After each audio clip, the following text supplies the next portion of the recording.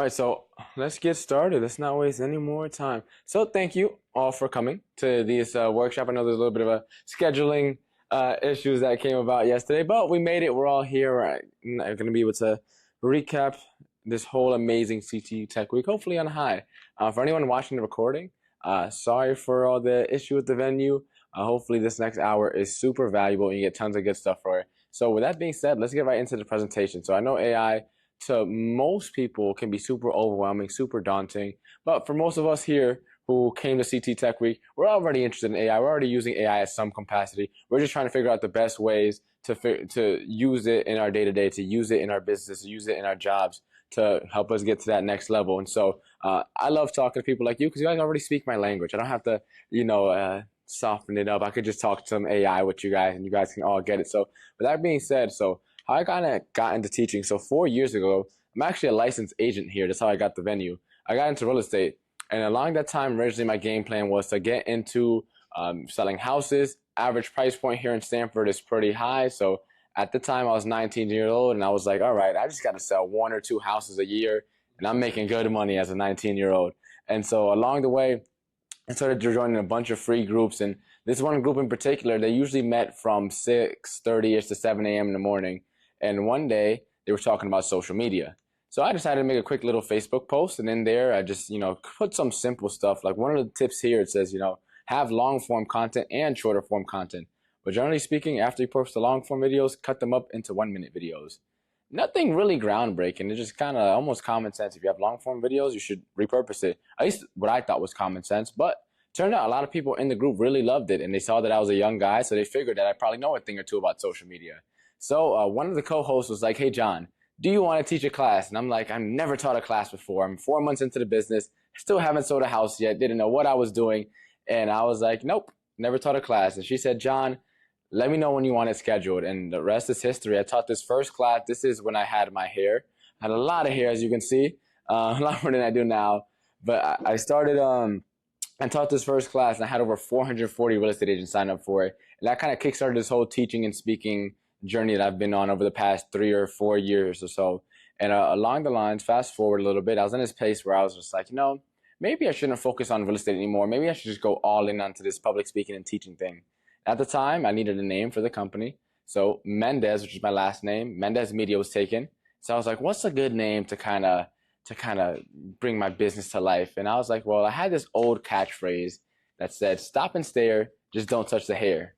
And everyone used to love it. So it was a dynamic duo. It's the big fro with the hair. You couldn't miss me.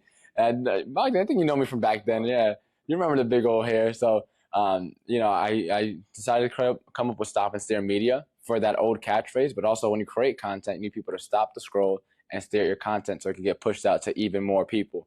And so that's how I kind of came together. And since then, I ended up meeting my mentor.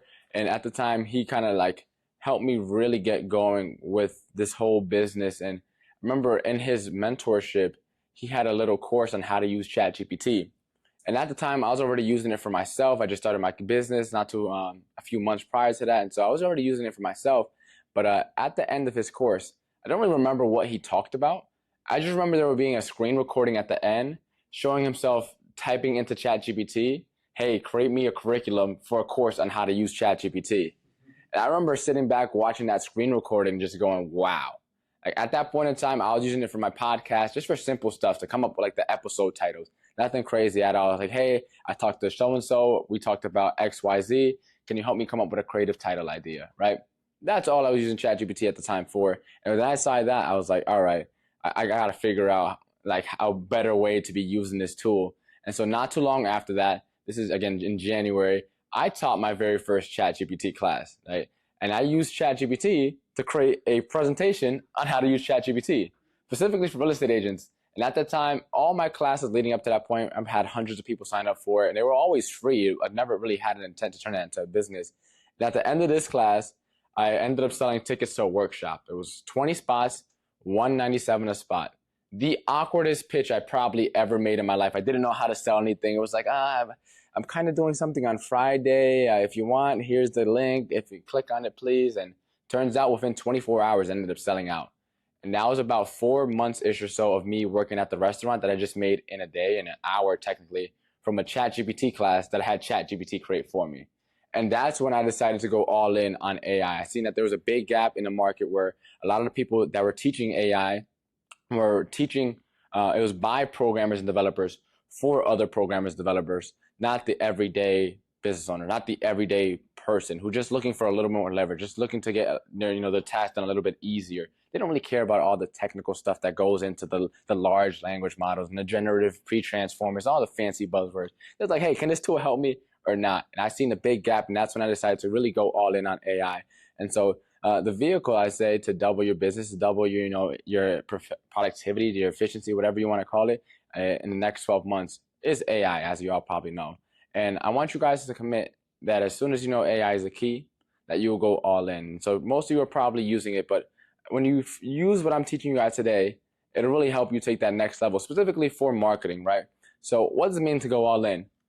Person on the left here, they have some Christmas lights up, right? They maybe got an A for effort. Person on the right here, they went all in, right? Imagine what their Eversource bill is at the end of each month, right? Person on the left here, right? They have a pet cat. Any cat owners here? Really? No one? Wow. I'm the only one with a cat. So I have a cat. His name is Dexter. Just turned 5 last week. Love him to death. But lady on the right over here, she went all in. She's known as the cat lady, right? And so Tony Robbins talks about, let me skip forward. If you want to take the island, you have to burn the boats, right? I want you guys to go all in. Again, this is the last presentation for the week, and hopefully you get some really good nuggets to not just change your business or change your job or change your life today, but look back at all the events that you went to over the course of this past CT Tech week and try to figure out, like, where can I go all in? Which nuggets, which tips, which tools really resonated with me, and which one can I implement now, whether it's this presentation right now or one of the other ones you've been through throughout this week. What can I implement now and go all in on that's going to help me get to where I want to get to? That next stage, the next business goal, the next job goal, whatever it may be, the next career goal. Which of these tools, which of these AI strategies is going to help me get there, right? And so, again, a little bit about me, right? I've been teaching for the last 3 years or so, really trying to make AI simple for everybody. And so my goal for today is, for those of you who are already using AI, this is going to help you take it to the next level, help you really maximize like the usefulness, the effectiveness of it, make it sound a little bit less robotic, more personalized. And no one here hasn't used AI yet, so I'm gonna just skip this slide altogether, right? And so I'm gonna teach you guys 3 secrets over the next 40-ish or so minutes, right? First secret, the race method. This is actually what I gave my TEDx talk. TEDx talk just broke 10K views a couple of days ago. It's called How to Never Get Replaced by AI. So that's what we're gonna learn in secret number 1. Secret number 2, I'm actually gonna show you how to create a year's worth of content ideas inside of ChatGPT, which is where I got the title for this presentation. I'm actually gonna do a live demo, so I need a volunteer in about 15 minutes or so. And then I'm gonna finish it off with storytelling secrets. A lot of people have heard the saying, facts tell, stories sell. When it comes to marketing, there's no better way to get your message out to more people than effective storytelling, whether that's through a video, whether that's through an email newsletter, whether that's through a blog, whether that's through a podcast. Well, no matter what the channel is, once you implement these principles and you add AI to the mix, you'll be able to make really effective marketing campaigns. So with that being said, let's get into secret number 1, right? When AI first came out and I started teaching, I seen all these doomsday headlines about AI coming for everyone's job, the AI apocalypse is coming. I seen one headline on Goldman Sachs. This is like 2 years ago. It said, AI is predicted to negatively affect or replace up to 300 million jobs. That was 2 years ago when I seen that headline. And I was like, what the hell? Like, how on earth is anyone going to be able to compete with that? And I seen that a lot of the news headline were all centered around negativity, like all of them when it came to AI. And a lot of people were nervous. A lot of people that I talked to my day-to-day were confused and kind of just scared as to like what the future of AI entails and what that would end up looking like. Like one of the biggest predictions that people made when ChatGPT kind of first came out, I don't know if you guys remember, was that AI is going to come for all the labor jobs, right? So that we can spend more time in our creative roles and we can really enjoy and pursue our passions. And then as soon as AI came out, it took all the creative roles. AI now is your graphic designer, it's your social media manager, it creates your scripts, and all the hard labor jobs, there's still not really any AI for those. Those industries have been virtually unaffected over the last 3 years, and all the creative roles have been almost completely wiped out. Not entirely, but the barrier to entry in a lot of these places has gotten so much lower just because ChatGPT and all these other AI tools just made it so easy.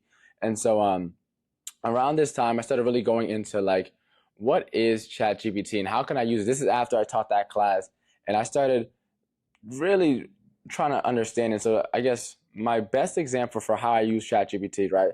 I want you guys to treat it like, imagine you took everything in Google and took your best friend and they came together and had a baby. Right? This is what ChatGPT is. I think a lot of people are trying to use AI as to clone themselves, to make it sound like them, talk like them, think like them. And the realization I came to a few weeks ago is like, if you can get AI to be, sound like you, think like you, write like you, whatever, then you can be duplicated. And if you can be duplicated, then you can also be replaced. And when you lay out two people, one a human, right, and two an AI that can work 24/7, doesn't need paid time off, doesn't need vacations, and can sound, think, write, talk exactly like you, a lot of people are kind of stealing the nail in their own coffin without realizing it. So I like to use this analogy to say, don't treat AI as like a carbon copy of you. Don't try to use, I don't dabble with a lot of tools. Anyone familiar with like 11 Labs? Or 11 Labs is pretty much an AI voice cloner, right? That can pretty much mimic your voice. And there's a lot of other tools that use, create like AI avatars that look identical to you. I don't dabble with any of them, primarily because, again, if you can be duplicated, you can be replaced. And if you can be replaced, you eventually will be replaced, because most business are eventually, especially at a corporate level, going to cut cost. And the easiest way to do it nowadays, especially in the creative roles, in the marketing roles, just use AI. And so don't treat AI like a carbon copy of you. Treat it like your little best friend, your little buddy that you can talk to, that can help you with all the things that you're already doing in your creative roles, but not replace what you're doing, right? And so I'm gonna skip by through this. So you guys already know where to find ChatGPT, so I'll skip through this part. This is the first big shifting point in my journey in using AI. I started to see a lot of ads on Facebook. Anyone seen those ads back in 2023, like buying prompts or whatever? Hey, buy my list of 1,000 prompts for everything, for SEO, for video script, for social media content. I used to see all these prompts ads. And the first thing I thought was, one, why are people buying prompts? What's so good about prompts that makes people want to sell them? And they're probably making money off this stuff. And I just was really confused. I never bought any myself, but I started doing some research, and I realized that prompting is probably the one best tool you could do to make AI effective. A lot of people that I talk to over the years always talk about how ChatGPT sounds very robotic, and all these AI tools just don't sound like there's a human touch or empathetic or any of those things. And it's like, well, how are you prompting it? Like, what are the prompts that you're using? How are you writing these prompts? And so I kind of came up with this framework called the RACE method, right? And it stands for 4 simple letters, right? The first one is role, right? So I remember I was using ChatGPT, and I was like, one day I was working on some social media content, and I was like, imagine you are a social media marketer. And then very quickly, all its responses started to write as if it were a social media marketer, and it gave me a lot better ideas. And I'm like, okay, this is cool. Let me try to see if I could take it to the next level. A couple days had passed, and I started writing some emails for a project I was working on. And there's an old school marketer named Dan Kennedy. He's retired now, but someone I looked up to. And I was just into ChatGPT. I typed in, imagine you were Dan Kennedy, write me this email embedding his magnetic marketing principles. Now, for anyone that doesn't know Dan Kennedy, he used to charge somewhere in the ballpark of $50,000 a day just to do one-on-one consulting with you and your company. And he's retired now, so it's almost impossible to get in touch with him. But because I know how to use ChatGPT a little bit well, I just typed into ChatGPT, act as if you were Dan Kennedy, and very quickly I got a pretty good similar version of him on the ChatGPT free plan. And ChatGPT started to embed all its magnetic marketing principles into all the emails that I was writing at that period of time. So the role is super important. I always start off with this, because if you can give ChatGPT the correct role, it's going to help it really personalize and cater its responses to the task at hand, right? It's like asking, let's say, a random person on the street versus going to a personal fitness trainer versus going to like an Olympic level athlete, what's the best exercise to get in shape? All 3 of them are going to give you very different answers. So if you can give ChatGPT the right role, it'll help really boost its responses and get the quality of responses as well. Then the step number 2 is, what is the action? I always say clear is better than clever, right? What do you actually want ChatGPT to do? Is it to create a 30-day social media campaign? Is it to write you an email responding back to your boss? Is it to come up with an SMS campaign? Is it to come up with 3 content ideas on X topic? Like, what do you actually want ChatGPT to do? No fancy schmancy tricks here. Just, again, clear is better than clever. So we got role, we have action. The next step is give it some context. I always say ChatGPT is trained on 1 trillion data points, but it's not trained on you, right? It's trained on 1 trillion data points, but it's not trained on you. So make sure to tell it about yourself. Now, there's 3 little tips to really give ChatGPT a boost and help turn it into that personal assistant, turn it into that best friend, and give it a lot of context about you without having to constantly remind it, right? So write this down, right? The first is the custom instructions setting.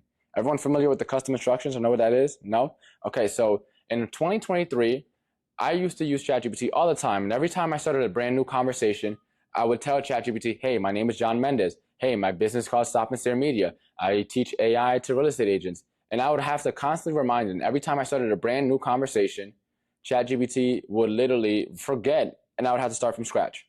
Then they came out with this new update called custom instructions, and now they call it customized ChatGPT, but I'll just keep calling it custom instructions.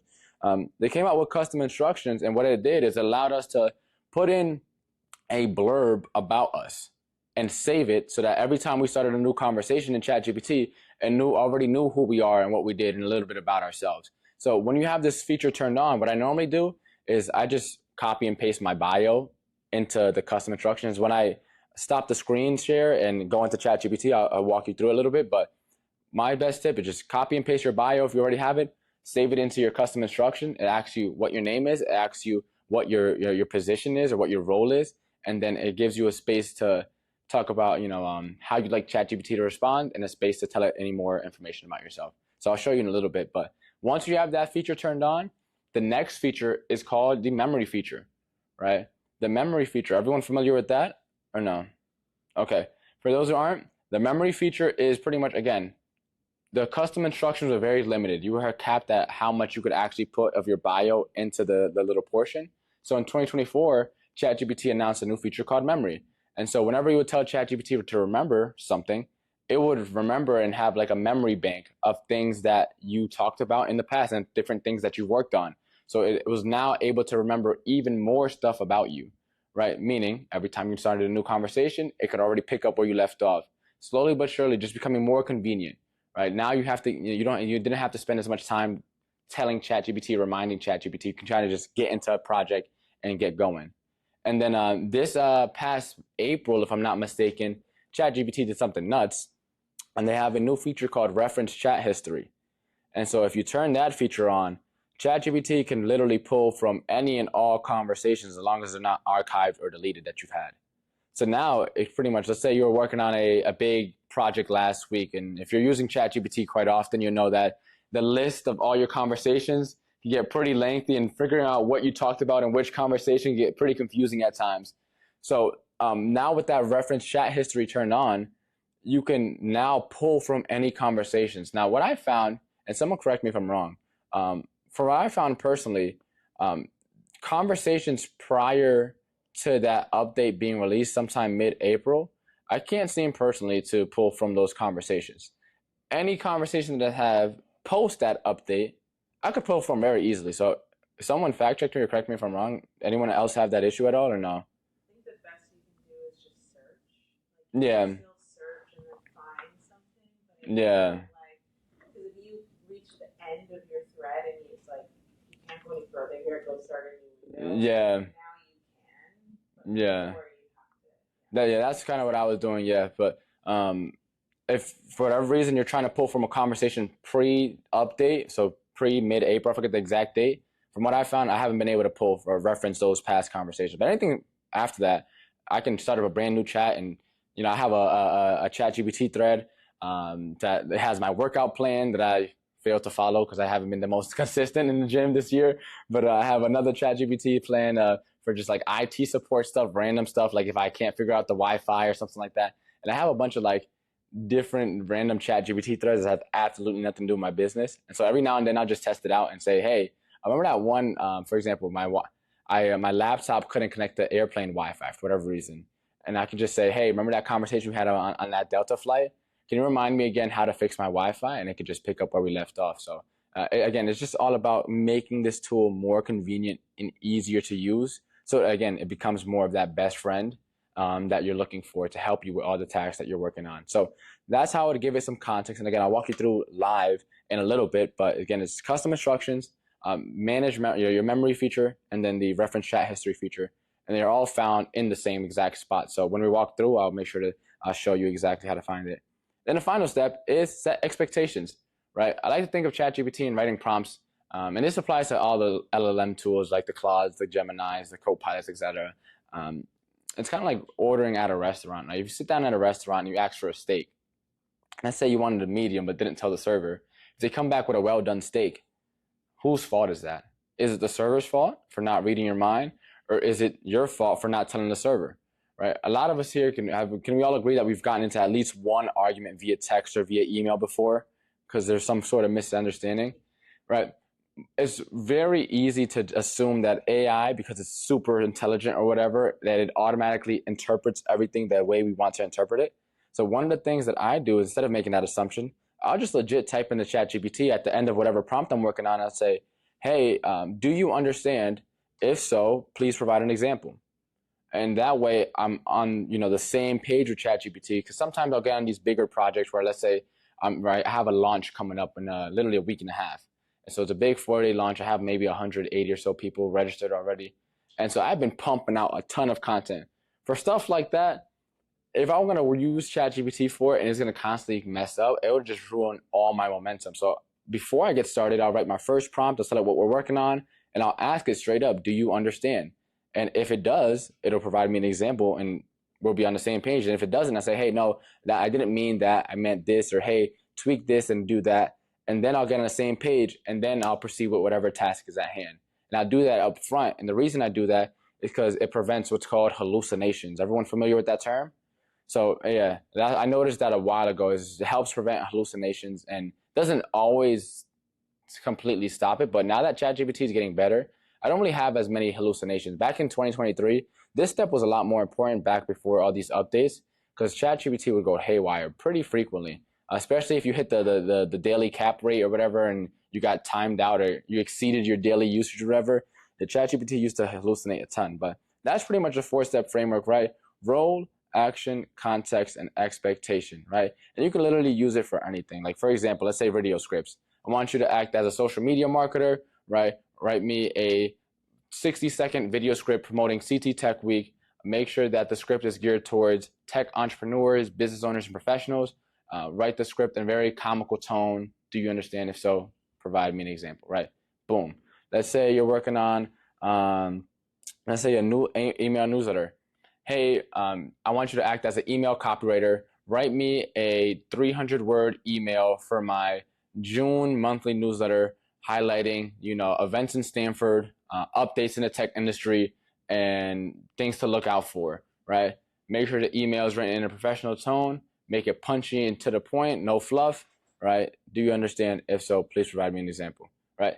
And whenever I'm working on something, I usually follow this framework. And one thing that I started to do, which is I'm not covering today, but one of the fun things that I started doing is called reverse prompt engineering. Anyone familiar with that term?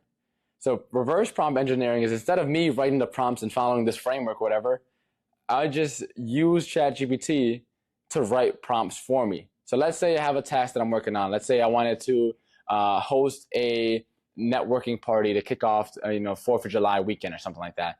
I would type into ChatGPT, hey, ChatGPT, I want you to help me write a prompt, right, about planning a client appreciation event. And so I have a prompt that, a 4th of July networking event. I have a prompt that I just copy and paste into ChatGPT, and then I'll tell it what I want to work on, and then it'll ask me some questions, turn my questions and my responses into like a fully formed prompt that I can then copy and paste into ChatGPT in a new conversation, and it'll help me work on that task. So sometimes when I'm having like writer's block, or I can't think of like the right way to word it or the right role to give it or whatever, I'll just go into, using that, and then I use ChatGPT to write me a prompt and then go from there. So you can have a little bit of fun with it. You can either follow this framework or a framework to write prompts, or you can get ChatGPT to write the prompts for you when you start getting more comfortable and having fun with it. But that's secret number one so far. Just role, action, context, expectation. You remember that, you'll be solid for pretty much any AI tools that you use. They all pretty much work the same exact way. All right.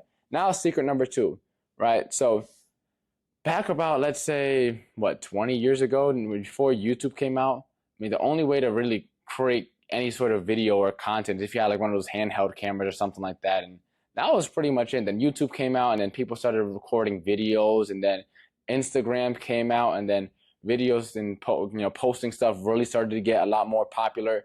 And then TikTok came out and pretty much blew up the whole social media scene for professionals and business owners and content creators. Really made it like a huge platform for anybody and everybody with a phone and Wi-Fi to be able to create content, and you create very effective marketing campaigns. And before then, right, you had to, understand videography and understand cameras and understand video editing and understand all these different components to creating effective marketing. And now AI helps with a ton of it, right?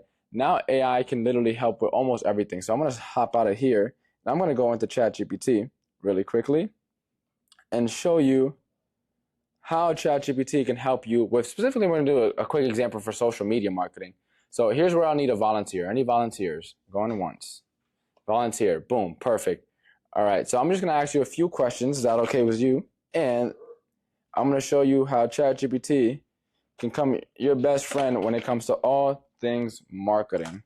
So one thing I do is, if you haven't already done this, and I'll send you guys the link to all these prompts afterwards that I created, but whenever you create a solid prompt, like something that you're probably going to use again in the future, save it somewhere, whether it's a Google Doc or it's a Google Sheet or a Microsoft Word document or a Notes tab or whatever. Anytime you write a solid prompt and you're like, damn, that's pretty good, copy it, paste it, and put it into your some sort of folder to save it. That way you don't have to constantly, always create new prompts or constantly have to do everything. Right, so I have a prompt here for creating a marketing plan that I've created a long time ago. And by me, I mean ChatGPT. The ChatGPT created this one prompt for me. So all I have to do is copy and paste. I have some brackets in here. So I'm going to ask you a few questions and we're going to watch ChatGPT work. So when it comes to, let's say, do you create content at all on social media? Or? Okay, perfect. What topics do you like to talk about? Give me like 3 to 5-ish. Well, primarily it's to promote an event that I hold monthly. Okay. So promoting monthly events. Right. All right. Give me another topic.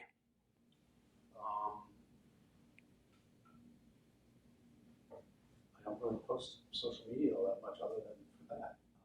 Okay. So give me. AI, Gen AI. Okay. Gen AI. And can you just give me one more? Anything off the top?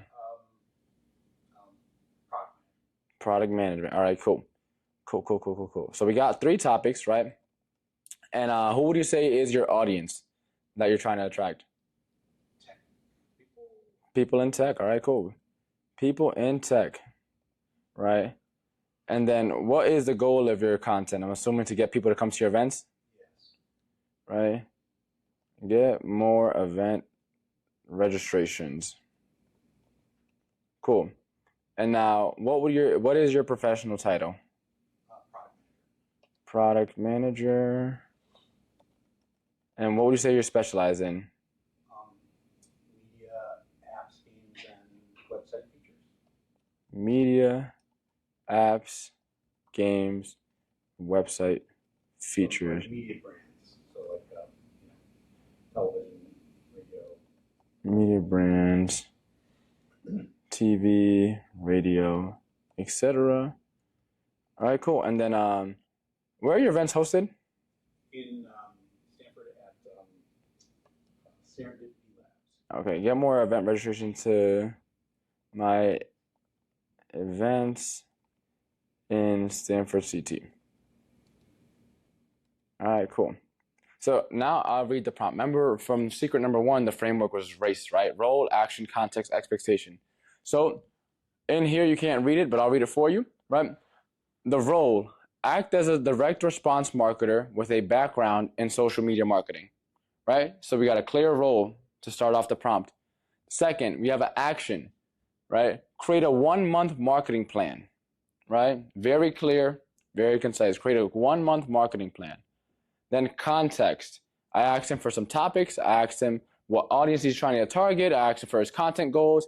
I asked him for his professional title and what he specializes in. Now, remember, this is trained on my ChatGPT, so your ChatGPT is going to train on all the stuff that you already have, plus whatever information you give it on this in the prompt. So you're going to be double context pretty much. It's going to be be even more personalized. And then the expectation, right? Break it down week by week and list out the specific days and times to post for each video. Create 1 video per week. And then I even went a step further and told it to create a table to organize everything for me, right? And all I did was just fill in the brackets, right? Copy and paste, fill in the brackets. How much time did that take? Maybe a minute or two, right? I'll hit enter. And now from here, ChatGPT will then take this information, right? It'll start thinking a little bit. And while it's thinking, it's going to then be able to create you'll see, let me see if I can zoom in a little bit. You see, this is all right. So very quickly, you'll see ChatGPT produce a table with the date, the video for that week, the caption with some hashtags, and the time to post it. I think a lot of people get stumped on all these different tips and tricks when it comes to social media about, what's the best time to post and what's the best social media platform to focus on and what time of day should I post in order to reach the most amount of people in my audience and yada, yada, yada. And I think that is all great stuff to think about. I'm very much of the mindset of create first, optimize later. So my first question when I usually teach people and coach people is like, are you creating content? If yes, okay, then how much content? If no, then don't even worry about best time to post or anything. Just figure out how to get something up on the internet. Once you got that going, right, and you got it going consistently, then it's like, all right, we can optimize. And there's tools for that. And that's like a whole nother class. It's going into social media 2.1. But to get things started when it comes to marketing, you really just need to do, post, repeat until you get enough stuff enough reps to see what works and what doesn't, and then you can adjust from there. But as you can see here, ChatGPT finished working. All right, boom, Tuesday, June 10th, 2025. You're gonna post a video on cut your sprint by 40%. 3 Gen AI workflows that ship media products faster. Right, you can do a quick demo on screen with the lower thirds, and then you'll be getting people to register to an event that you have on June 28th, supposedly. Right, you're gonna have a caption on there. It says, "Still pushing Friday fixes at 2 a.m. Let AI do the grunt work. I'll show you the 3 workflow that shaved 7 days off of our last release. Want the full playbook? Link in bio for tickets," right? And then optimal time to post, 9 a.m., right? And on LinkedIn or whatever. Boom.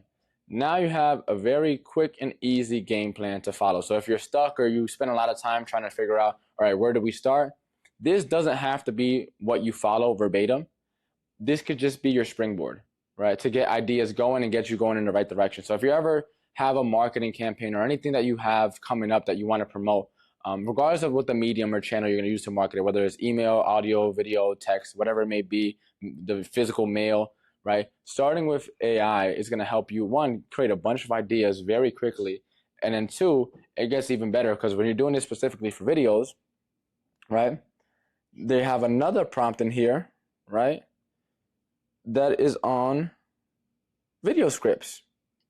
So all I have to do is just copy and paste this next portion right here. As you can see, just copy and paste the prompt that's already written for me. And now I'm gonna say, now make a script for week 1's video following the framework below. Right? And just copy and paste. Right? Just copy and paste. And all ChatGPT is doing, the framework that I follow in that script is negative hook, alternative options, promise, solutions, call to action. Is that the world's greatest framework? No. Just a framework that a social media manager that I follow, who's pretty good, follows. And so if you have a framework that you want to follow, if you have a script or some sort of style that you'd like to input, you can always take out whatever one that I'm using and just input your own. And then ChatGPT will create the scripts for you, following the framework that you want to follow. And so for the purpose of this example, I'll just read to you very quickly the script, right? Here's what ChatGPT came up with. 2-week sprints are killing your roadmap. If you're still hand coding every user story, you're leaking time and money. Skip the dev march. Here are 3 Gen AI workflows that slice the busy work and keep you shipping. 1. Backlog Builder Bot. Auto-generates user stories from Figma screens. 2. A QA script synthesizer. Turns acceptance criteria into Cypress tests. And 3. Instant localizer. 1 click. I don't even know I18N for every string in your repo. Do you understand this stuff? Maybe N8N, but I'm not sure. Okay. This is all jargon that I don't understand. Right. Stack these and you'll cut your sprint by 40%. Yes, we measured it. Right. And then blah, blah, blah, blah, blah. In a nutshell, right?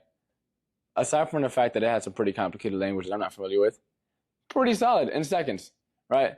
And I could just say, hey, like for example, if I wanted to dumb it down, make the script in a 4th grade reading level, right?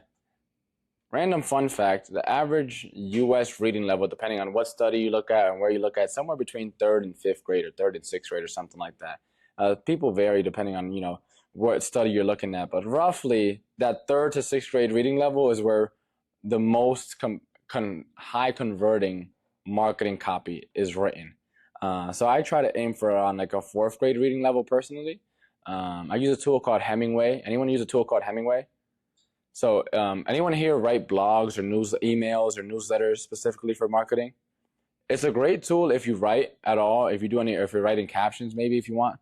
But it's a great writing tool that pretty much, it's like Grammarly, but it tracks your writing and tells you, 1, what the reading level is, and 2, it gives you a score on how the readability. So like if you have like long, complicated sentences or very hard to read sentences, it'll like highlight and show you what you need to edit so that you can make adjustments as necessary. So I use that tool, again, random like tool, but it's great if you do writing, any type of writing, blog writing. Yeah. I was curious, how did you come across it? Hemingway? Yeah, it's 100% free to use, right? I'll show you really quickly while we're here, right? It's just called Hemingway App Editor, I think. HemingwayApp.com is the website. So it looks a little something like this. So as you can see, still has saved something I worked on. So this is a little caption I did. That's why it's so quick. But as you can see here, the readability score for this caption I created is 2nd grade reading level, right? I have 0 sentences that are very hard to read, 0 sentences that are hard to read.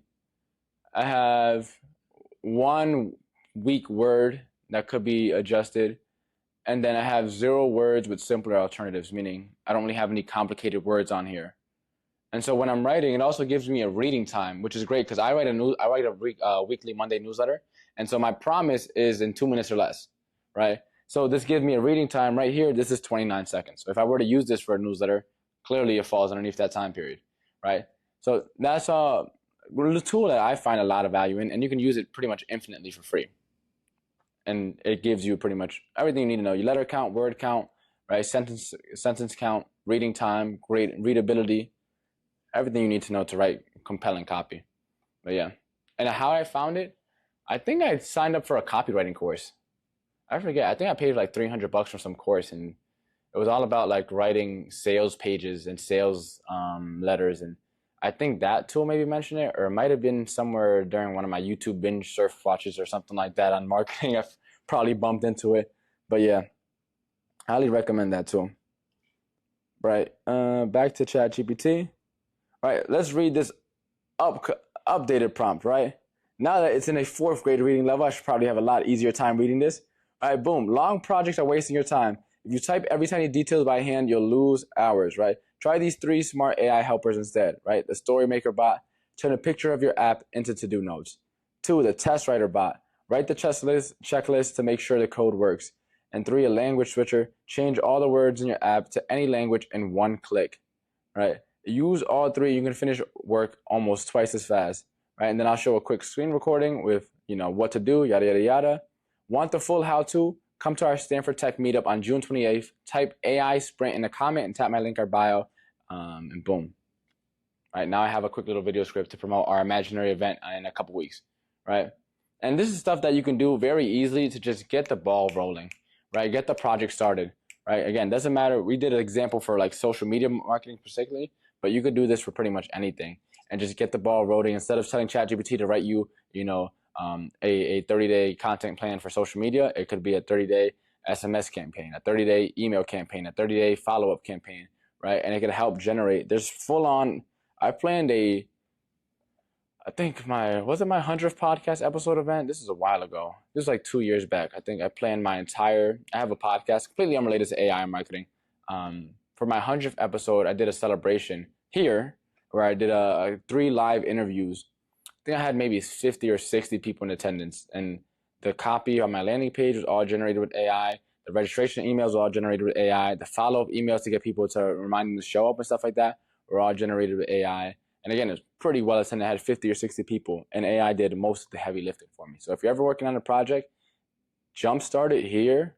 And especially for people who don't have a team, if you're a one-man band or one-lady band, it really helps you get that, all your stuff done in a lot less time. Any questions here so far? Custom instructions. Thank you. You reminded me. So for anyone who wasn't familiar with custom instructions, you could find all 3, the custom instructions, the manage memory feature, and the reference chat history feature, all at the same place. All you have to do is click on your profile icon, click on settings, and then go to personalization, right? Boom. Settings, and then you'll see the 3 different features, right? We have custom instructions up top, right? The manage memories and reference chat history. And as long as you have them turned on, then you'll be pretty much good to go. Any questions? Good? Which one's the one that you can go in and delete if you don't want to remember that memory? Yeah, memory. So if you just go, it's highlighted, but if you go on manage memories, you'll find the full memory bank, and then you just gotta click the little trash can icon and you can get rid of them. Yeah. Great question. Do you use Humanizer to put your content through to check? If it's AI generated or not? Well, because then you can rewrite it and make it. Yeah. There's a tool I use called a 𝐷𝐞, and it's similar. And so I used to use that. And then what I found personally is like when you prompt ChatGPT the right way, it really just starts to get pretty good, and especially again with all the memory features and the reference chat history. It started to understand a little bit the better writing. But a quick little tip: are you guys familiar with all the different ChatGPT models that it has? Okay, I'll break it down a little quickly. It's kind of like iPhones, right? You look at the iPhone. I think what's the newest one? I think 16 we're at now. You got the iPhone 16 SE. You got the iPhone 16 Pro, the Pro Max, the iPhone 16 Plus or whatever. You have all the different iPhone 16s. They all call text and FaceTime, right? They all have little features that are kind of different. It's kind of like the same exact thing. These are all ChatGPT. I don't really waste too much time testing all the different ones, but one of the ones, for example, if you're looking to have more like human-like writing, ChatGPT 4.5 was supposed to be like the empathetic ChatGPT model. So if you are working on content that you're writing or like any sort of written content, I would dabble with ChatGPT 4.5 because it really, their plan, from what I know and what I've read, is they're trying to create that end all, like that one AI model, right? That can talk like a human, or write like a human, and also do coding and also be very analytical and just kind of all in one. And so that's why I think ChatGPT is taking the approach of putting out so many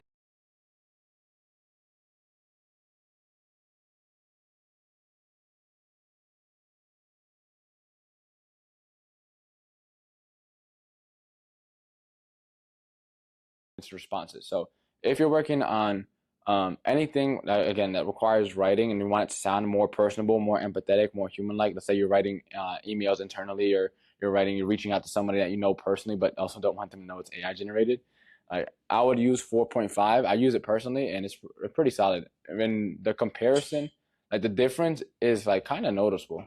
Most of the other AI tools, you can't really tell the difference. The AI models, you can't really tell the difference, but with 4.5 in particular, when it comes to writing, it really allows you to get a more personable feel to whatever it generates. So I would try dabbling with that. The rest of them, I'm not too sure. I use O3 a decent amount. 4.0 is what I mainly use, just because 4.0 was the first one to get access to like the internet, get access to the image generator tool, get access to the uploading files, whatever. So I've been using ChatGPT 4.0 primarily since it first came out. And then 0.1 was pretty solid. I messed with that one a little bit, but it wasn't really too impressive. 0.3 is pretty good, but again, the differences are starting to become less and less noticeable as more and more models come out. So I stopped kind of testing it. So 0.4, I haven't tested at all, really. I tested maybe a little bit last week, and then 4.1, honestly, I didn't even know that 4.1 came out. So I have not messed around with that one at all yet. But yeah, cool. Alrighty. Let me go back to this presentation. Here we go. All right, so we're in this final home stretch. So the final home stretch, let me go to the slide. Alrighty, too. Oh, really quick, if you want those prompts before I forget, because I'm probably gonna forget, scan this QR code and you get them all. I think you can get all of them. Let me know if it works. You should be able to get to the screen that says like AI Starter Kit. Does it say AI Starter Kit in the screen? Let me move this out the way. That's probably be helpful. If it says AI Starter Kit, then that's the list of the prompts. So all the prompts that you mentioned are going to be in there. Just put in your email and I'll send it over to you before I forget. I'll send it also too in the replay in case anyone loses it. But feel free to scan really quickly. And with that being said, I'm just go right into the last secret, right? How to tell stories that sell and attract, right? Let me take you back in time a little bit. So this is me while I still had my hair. So before I got into real estate, I used to work at K Jewelers. And this is after I made my biggest sale. I had like a $3,500 sale. I sold 2 gold chains. Probably the happiest I've been up to that point in time at that job. And I remember one of my GMs was like, John, you really have the gift of gab. Now again, at this time, I think I was like 18 maybe. That was like mid-pandemic. I'm still super young. And I was like, the gift of what? And he was like, John, yeah, the gift of gab. Like, you can talk to like anybody about anything. And up to that point in time, I was like, you know what? I think normally when you talk a lot, people call you annoying. Didn't know it was a gift. So that was the first time I ever thought of speaking as something of value, right? And then I got into entrepreneurship. And this is when I attended my very first public speaking workshop. So I attended this workshop in around September 2022, around the time where I started my company, Stop and Stare Media, like I filed the LLC. So I went to my first public speaking workshop and I realized there was a big difference between being able to talk for talking's sake and deliver a message that impacts people, that educates, inspires people, and makes people want to take action. And so I decided to go all in on public speaking and invest in trainings. I say it probably invested over $25,000 or so just on public speaking training alone, just to become a better communicator. And one of the best things I ever paid for was this $7 book. Right, this $7 book right here is called Expert Secrets by Russell Brunson.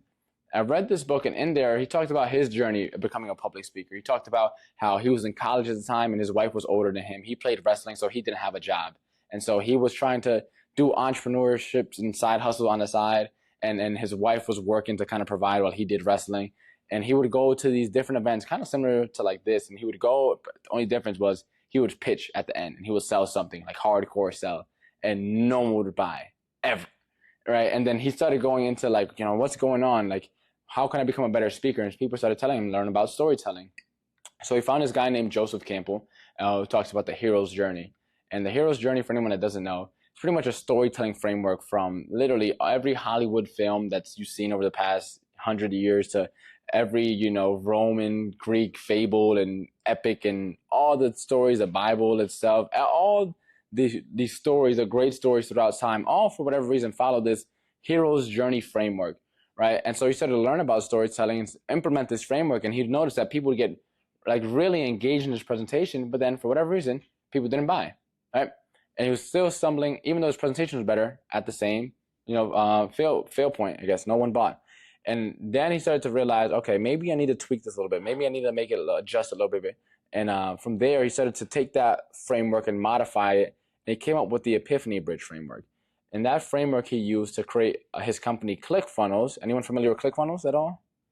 So ClickFunnels, you've heard of it. So for anyone that doesn't know, ClickFunnels is a almost like a funnel building website developing tool for entrepreneurs and business owners. And they were able to grow from 0 to 9 figures in 3 years without any VC funding or any investments, outside investments, all in-house, because they followed this one storytelling framework, right? And once he started to use that, again, he started to get people to not only be engaged with his presentation, but also get people to convert. Which, if we're doing marketing, for whatever reason, it's mostly to convert. Most people aren't trying to make influencers, or trying to become influencers. We're all in some way, shape, or form trying to get someone to convert to something. It may be to convert to a free newsletter. It may be to convert to a paid event. It may be to convert to something that you're hosting locally in person. We're always trying to get people to convert into something that we're offering, right? Whether free or paid. And so the framework, right? The first step is the hook, right? How can you get people's attention? Now, I'm not going to go deep into this, but the one myth I want to dispel is everyone talks about how people have the average attention like a gold span. If you do any thinking for like more than a minute, you'll realize that if that were actually true, how come movies are still in business?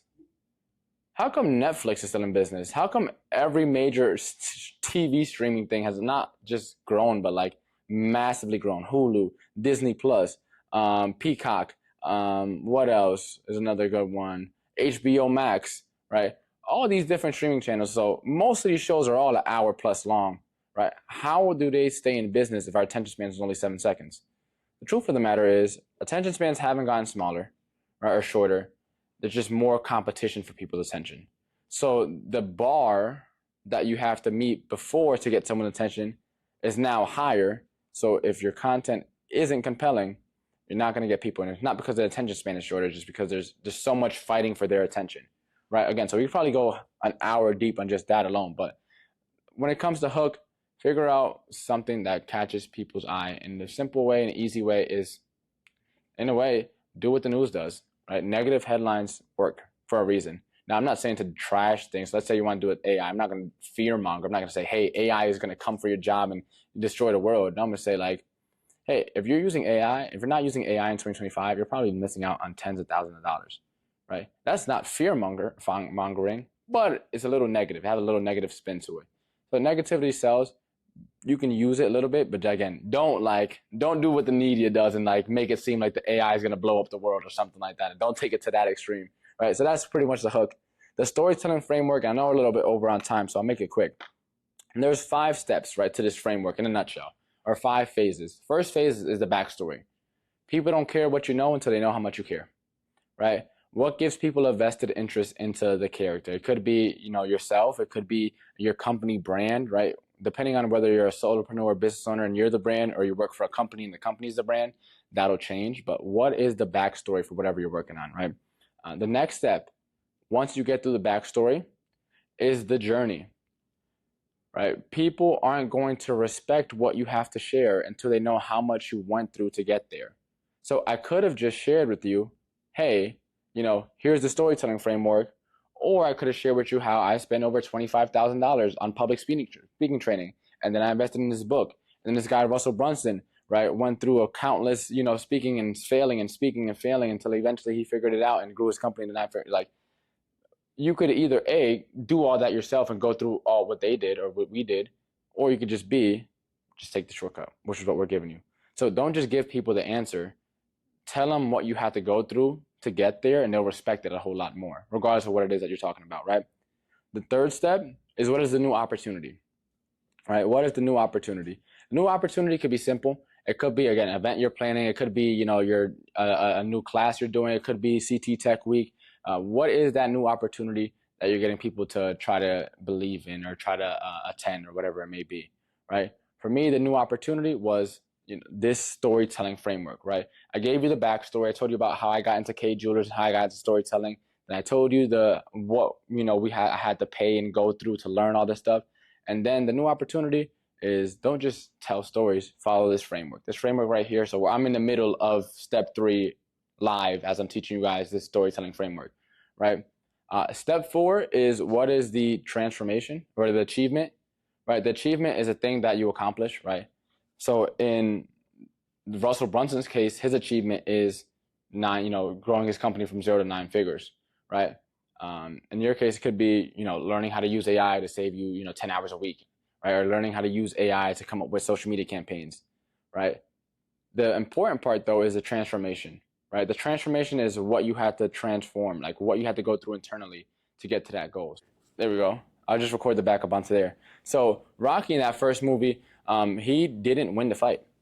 And yet, because we've seen the build-up, we've seen all the things he had to go through to get there and what led up to it, despite him not getting the achievement, which is the win, the glory, the fame, whatever, from winning that fight, we've seen how he transformed as a person. So a lot of these movies, right, like The Lion King, a lot of these movies, look at most Marvel movies, right, even though sometimes they don't get that happy ending or whatever, what you went through and how that changed you could have a really deep impact onto people. And that's why Rocky is one of the best movies ever. Even though he didn't win, he transformed. We got to see that firsthand. We felt like we were in it with him, right? And that's why so many people loved that movie and why they ended up making so many movies after that also did amazingly well, right? And so when you follow that framework, the final step is your offer. What's the call to action, right?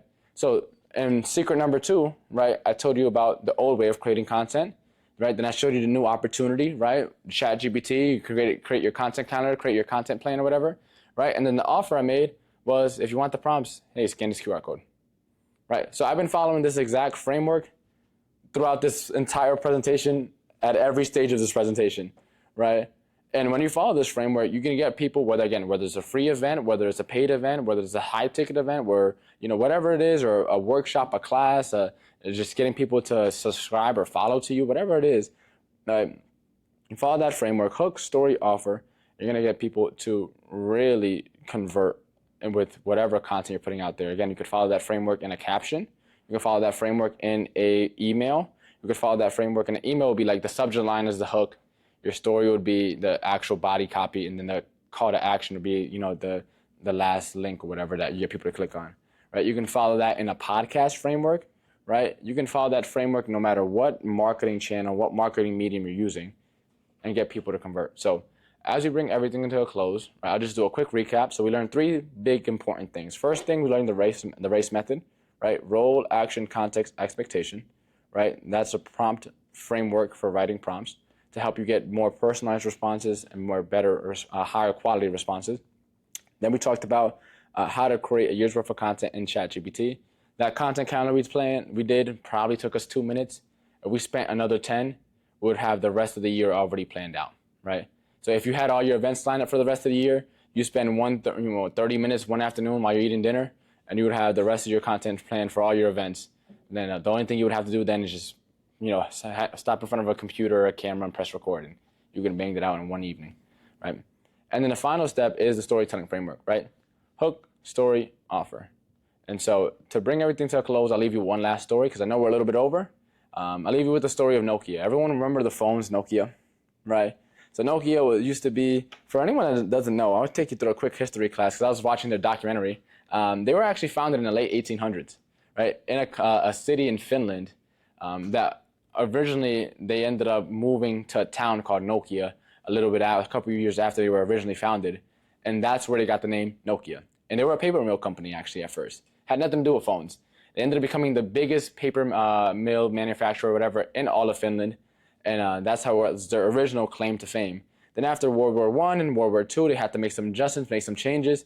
And then they ended up selling a bunch of random stuff like TVs, cables, boots, you name it. They were selling a whole bunch of random stuff. They didn't get into selling phones until the 1980s. Right? In the 80s, that's when they started selling phones. And I think by 87 or 88, they were already like the largest phone manufacturer in the entire world. Right? And by the early 2000s, they had the #1 selling mobile phone in the entire world. And then does anyone remember what happened in 2007? Yeah, the very first iPhone. Steve Jobs announced the very first iPhone ever, and it shocked the world. And Nokia, they were already successful. They've been around since not just the 80s, the 1880s, right? So they've been around for quite some time. They thought, they had the playbook. They thought because they had so much success in the past and they knew what worked, they could continue doing what worked and just continue with that until forever, right? They thought they had the playbook. They had it figured out. And again, iPhone came out in 2007, kind of shifted everything, and other companies like BlackBerry also came out, and they started to really take up a lot of market share. And Nokia ended up getting bought out by Microsoft in 2014. And the former CEO of Nokia, in one of his last speeches to the public, he said, "We didn't do anything wrong, and yet somehow we still lost." Right? We didn't do anything wrong, and yet somehow we still lost. And I share that story because a lot of people nowadays are kind of like Nokia, whether that's in a business sense or that's in a professional sense. A lot of people are stuck with what worked in the past and stuck with their old traditions. They're going to keep on doing these old traditions till eventually something happens like Nokia. Now, here's the challenge. No one knows when that time comes. No one knows when we're going to get bought out by Microsoft, metaphorically speaking, right? And the switch happened. It's too late, right? Nokia thought they had it figured out. And next thing you know, they didn't. And all of you here, you guys have been here in CT Tech Week. You guys are going to be almost pretty much bulletproof, like as we enter into this AI economy, we get deeper into this AI economy. And one of the biggest misconceptions I hear, again, I started off with this, Goldman Sachs headline of 300 million jobs getting replaced or something like that. And I always thought that was a load of BS because I don't think that it's going to play out that way. I always say that AI won't replace you. Someone using AI will. And so give yourself a round of applause. It's end of CT Tech Week. You guys learned a lot probably.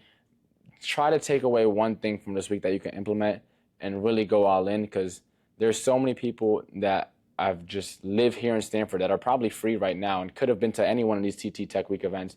And again, they're just like Nokia, letting it pass by until eventually the iPhone comes out and takes up market share. That's what all you guys are eventually going to do in your respective industries. So thank you for your time. I know we went a little bit over, but that's all for my presentation. Thank you.